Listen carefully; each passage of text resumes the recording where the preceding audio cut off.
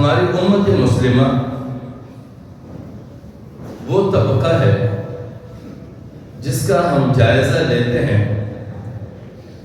تو روئی زمین پر سب سے زیادہ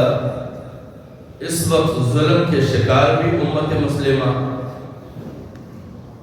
اور مظلومیت کے دعوے دار بھی امت مسلمہ، اور پھر جب ان پر ہونے والے ظلم اور پھر یا پھر اپنے آپ پر ظلم کرانے کے اسباب کا جائزہ لیا جائے تو ہمارے اوپر ہونے والے مظالم کے اسباب ہم خود فراہم کرتے ہیں۔ اس لحاظ سے جب ہم جائزہ لیتے ہیں تو پھر معذرت کے ساتھ کہنا پڑتا ہے کہ اس وقت روئی زمین پر موجودہ حالات میں سب سے زیادہ عدم سنجیدگی کا مظاہرہ جتنا امت مسلمہ کرتی ہے اور کوئی نہیں، اس لیے کہ ہم تمام تر معاملات کو جذبات کی بنیاد پر طے کرتے ہیں، سنجیدگی کی بنیاد پر کسی بھی اٹھنے والے معاملے کا ہم جائزہ نہیں لیتے کہ اس کے اسباب کیا ہیں۔ ہمارے گرد و پیش میں شیعہ سنی معاملات اٹھے، کسی خطے کے اندر ہم نے شیعہ سنی فسادات دیکھے، شیعہ سنی کے نام پہ قتل و غارت گیریاں دیکھی ہم نے، اور انہی دوران ہم نے ایسے طبقات دیکھے جنہوں نے باقاعدہ شیعہ سنی منافرت کو ہوا دینے کے لیے کتابیں لکھنے شروع کر دی۔ لوگوں نے تحقیق سمجھ کر ان کتابوں کا مطالعہ شروع کیا،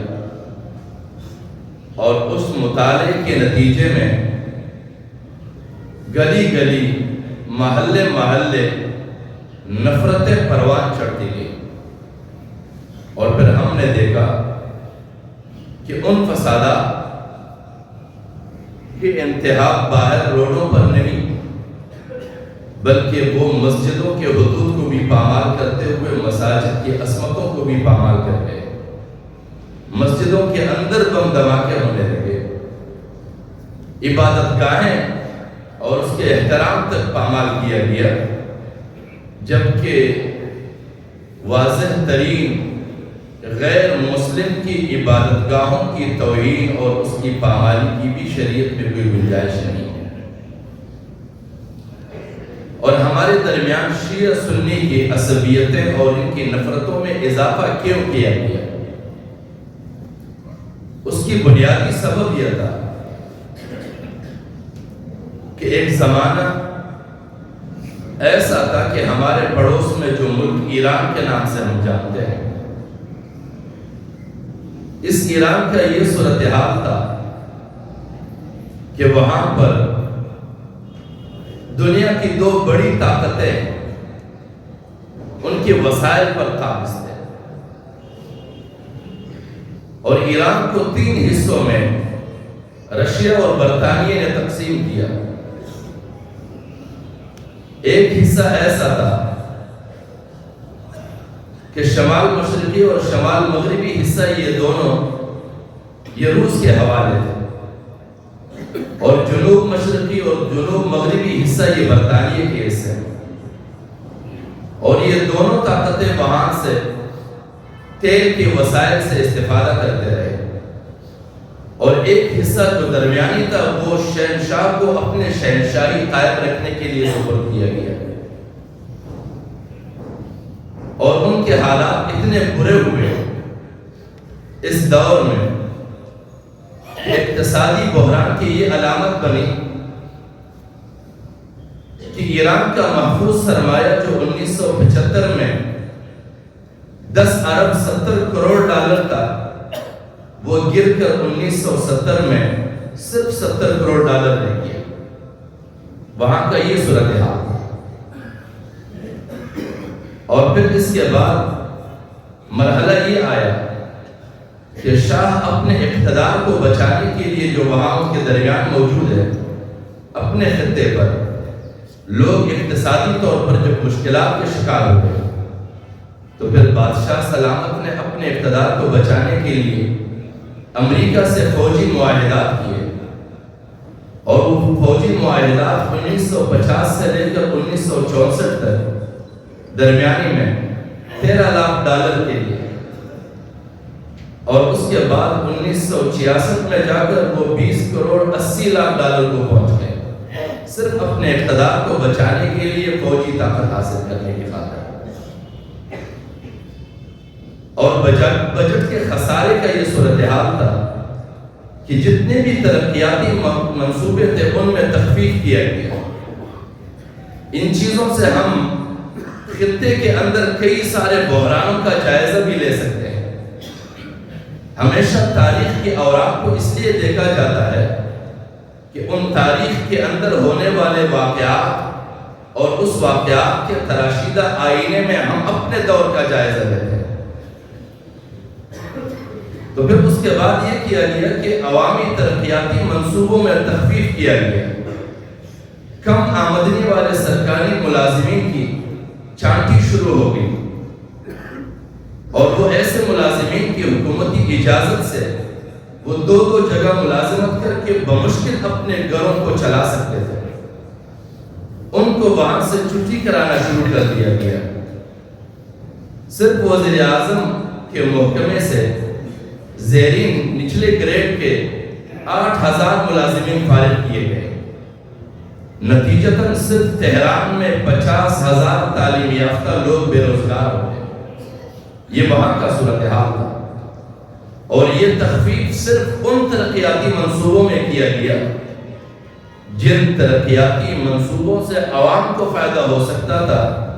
جو تعلیمی ادارے تھے اسکول کی صورت میں، یا پھر ہسپتال تھے، یا دیگر کچھ ایسے عوامی منصوبے جس پر حکومت کا کوئی انحصار نہیں، عوام کا انحصار اس کے اوپر، وہاں پر تخفیف کیا گیا۔ اور پھر اس کے بعد سرکاری دفتروں میں کرپشن کی باری آئی، اور وہ کرپشن کا صورتحال یہ تھا کہ 1973 سے 77 تک کے درمیانی ملک کو تقریباً $40 ارب کا نقصان ہوا، اور ہر سال قومی بجٹ کا 1/3 حصہ خرد برد کے نظر ہو جاتا، اور اس خرد برد کے حوالے سے انقلاب کے بعد جب ایران میں انقلاب آیا اور انقلاب کی عدالت میں ایک نمائندہ وزارت عظمیٰ کی طرف سے جب پیش کیا گیا تحقیقات کے لیے، تو وہ خود بتاتے ہیں کہ 1960 میں وہ یہ بتاتے ہیں کہ 15 سالوں سے شاہ کے جو وہاں کے بادشاہ تھے ان کے ارد گرد 4000 سے زیادہ افراد ایسے ہیں کہ جو باقاعدہ دربار کے اثرات کو استعمال کر کے ملک کے دولت اور خزانے سے مستفید ہوتے ہیں۔ جس عمارت پر 5 لاکھ خرچہ آتا ہے اس کا بل 25 لاکھ بنایا جاتا ہے، اور جس پر 1 کروڑ خرچہ آتا ہے اس کو 5 کروڑ ظاہر کیا جاتا ہے۔ خزانے کی یہ صورتحال، اور ایسے حالات میں وہاں پر تباہیاں شروع ہو گئی، عوامی احتجاج شروع ہو گئے، لوگ روزگار کے لیے ترسنے لگے، وہاں پر نیشنلسٹوں کے بھی احتجاج شروع ہو گئے، سوشلسٹوں کے بھی احتجاج شروع ہو گئے، اور اس وقت مذہب کا یہ حال تھا کہ مذہبی لباس پر پابندی لگا دی گئی، عورتوں کے پردے پر پابندی لگا دی گئی۔ اس طرح کے جبر کے ذریعے سے عوام کو گھسیٹنا چاہا، اور جب شاہ سے انٹرویو لیا گیا کہ آپ کے اتنے غلط فیصلوں سے یہ صورتحال ہو رہی کہ اب عوام کو کنٹرول کرنا مشکل ہے، تو وہ کہتے ہیں کہ عوام کی ایک گولی علاج ہے، ایک گولی سے ان کا صفایا کر دیا جائے۔ ایسی صورتحال میں جب انقلاب آتا ہے، اس انقلاب کے نتیجے میں برطانیہ کو بھی اس خطے سے جو اپنے درمیان تقسیم کیا تھا ہاتھ دھونا پڑا، روس کو بھی ان حصے سے ہاتھ دھونا پڑا۔ جب ان دونوں طاقتوں کو وہاں سے ہاتھ دھونے پڑے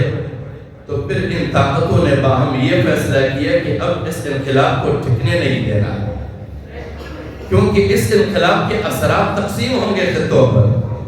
دیگر جتنے مسلمان ممالک ہیں وہ اس خطے کے ان نتائج سے اور طرز عمل سے اپنے اندر تبدیلیاں پیدا کریں گے. تو پھر مغربی طاقتوں نے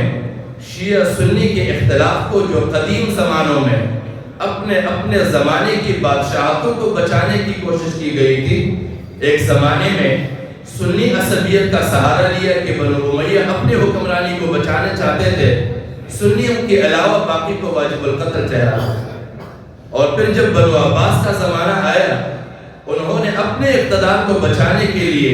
اپنے علماء سے فتوے لے کے سنیوں کو واجب القتل ٹھہرایا تھا. اس قدیم زمانے کی بادشاہتوں کے تحفظ کے لیے